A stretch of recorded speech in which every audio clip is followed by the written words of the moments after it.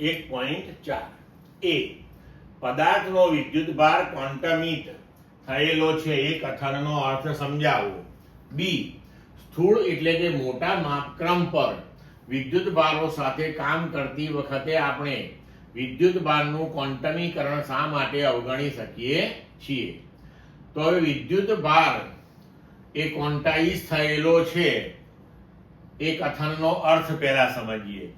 તો કે કોઈ પણ પદાર્થ પરનો વિદ્યુતભાર એ મૂળભૂત વિદ્યુતભાર E ના પૂર્ણાંક ગુણાંકમાં જ હોય છે. એટલે કે કોઈ પણ પદાર્થ પરનો વિદ્યુતભાર Q બરાબર Ne છે. આ હકીકતને વિદ્યુતભારનું ક્વોન્ટમીકરણ અથવા તો ક્વોન્ટાઇઝ થયેલો છે તેવું કહેવાય છે. બરોબર.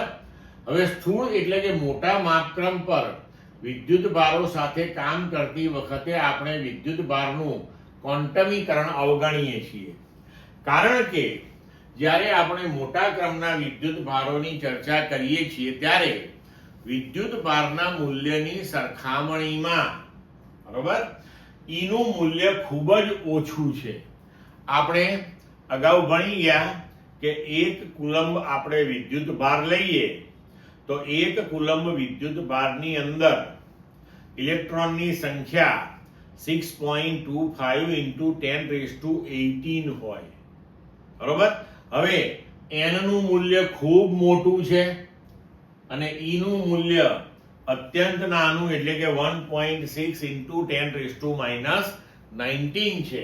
એટલે જ્યારે મોટા માપક્રમના વિદ્યુતભારો સાથે આપણે કામ કરીએ છીએ ત્યારે આપણે વિદ્યુતભારોની ક્વોન્ટમીકરણ જે છે એને અવગણી શકીએ છીએ. ક્લિયર મિત્રો?